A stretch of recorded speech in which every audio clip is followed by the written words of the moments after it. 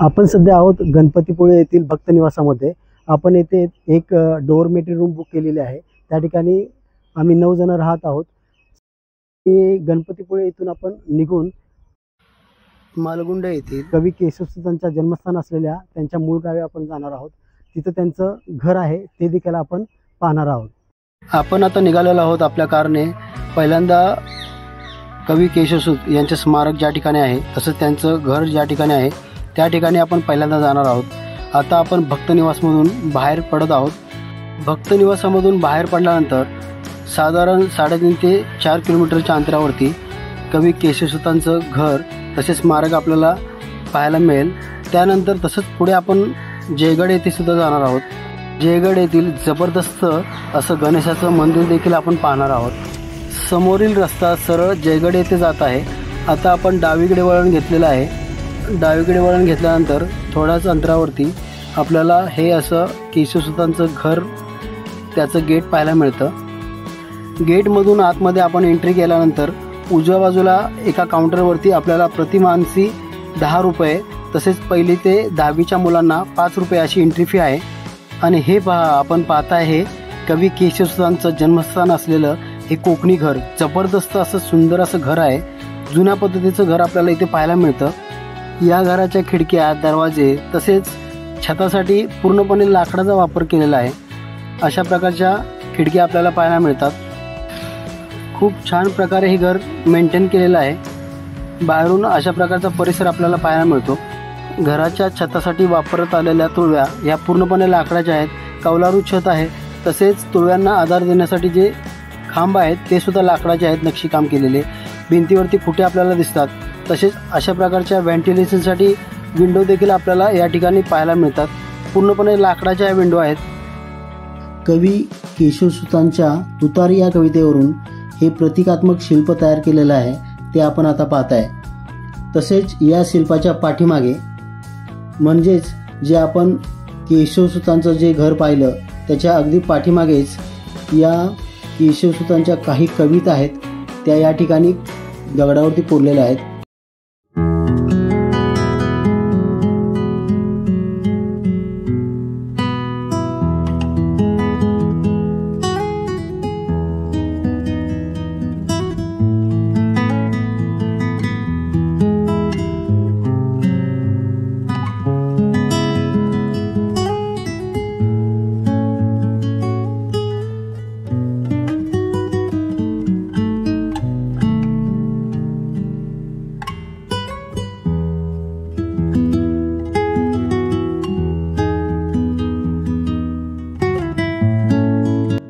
प्राप्त काल हा विशाल भूधर, सुंदर लेनी तयात खोदा, या तुतारी कवितेतील सुंदर ओळी या ठिकाणी आपल्याला कोरलेल्या दिसतात।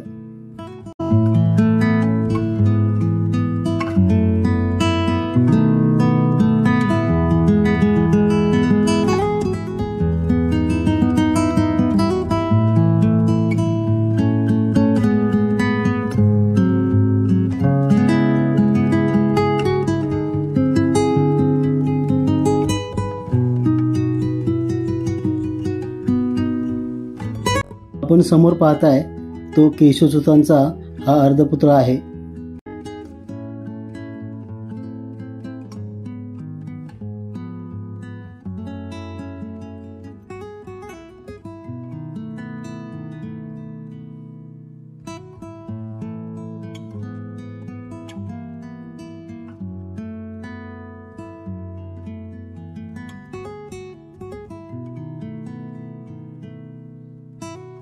स्मारकाच्या डाव्या बाजूला सार्वजनिक ग्रंथालय व वाचनालय आहे। या ग्रंथालयात 35,000हूनही जास्त पुस्तके या ठिकाणी आपल्याला पाहायला मिळतात।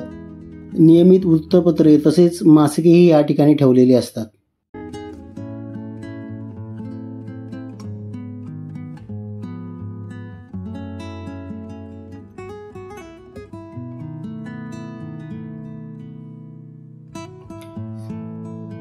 स्मारकाच्या उजव्या बाजूला आधुनिक मराठी काव्यसंपदा हा विभाग आहे।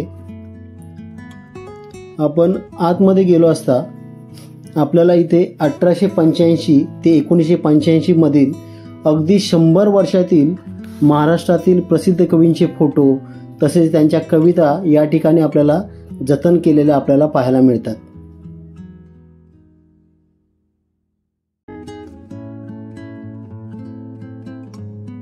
कवी केशवसुतांचं पूर्ण नाव कृष्णाजी केशव दामले. यांचा जन्म 7 ऑक्टोबर 1866 साली मालगुंड जिल्हा रत्नागिरी या गावामध्ये झाला.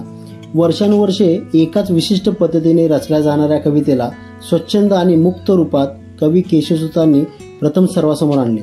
त्यांना आधुनिक मराठी काव्याचे जनक असे संबोधले जाते. नवा शिपाई, तुतारी, सतारीचे बोल, झपूर्झा, हरपले श्रेय, मूर्तिभंजन, गोफन या काही त्यांच्या उल्लेखनीय कविता आहेत. कवी केशवसुतांचं मन भरून घर पाहिल्यानंतर आम्ही संपूर्ण फॅमिलीसोबत विनायक टेम्पल जयगड येथे जाण्यास निघालो. वाटेत जात असताना आम्हाला उंडी बीचवरती या ताईंनी लावलेला स्टॉल दिसला.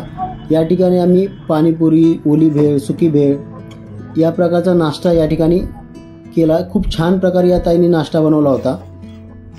उंडी बीचवर नाश्ता केल्यानंतर आम्ही थेट पोचलो ते जयगड विनायक टेम्पल येथे. आलेलो आहोत जय विनायक मंदिर जयगड येथे. हे टेम्पल जे आहे ते जिंदाल ग्रुपने बांधलेलं आहे.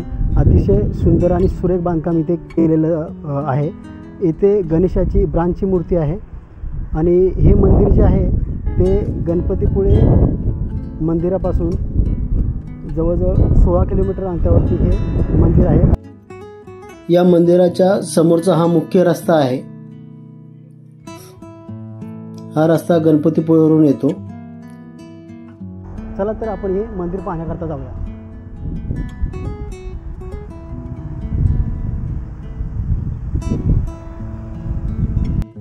या मंदिरामध्ये आपल्याला विनाशुल्क प्रवेश आहे.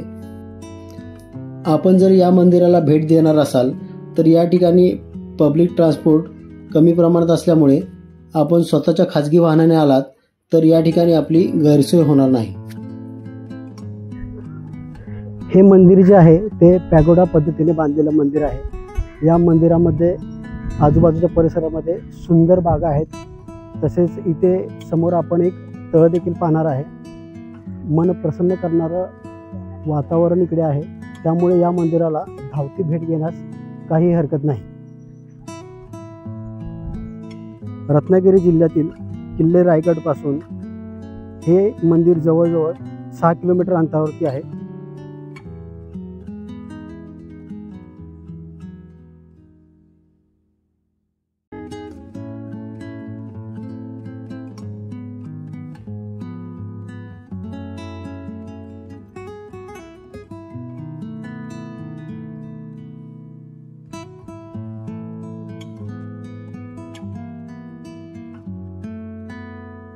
या तळापासून या मंदिराचा व्ह्यू जर पाहाल तर कमाल आणि अप्रतिम असा व्ह्यू आपल्याला पाहायला मिळतो. आपण जयगड किल्ला तसंच गणपतीपुळे मंदिर या ठिकाणी जर येणार असाल तर हे मंदिर आपण आवर्जून नक्की पहा. खूप सुंदर असं आणि बघण्यासारखं हे मंदिर आहे.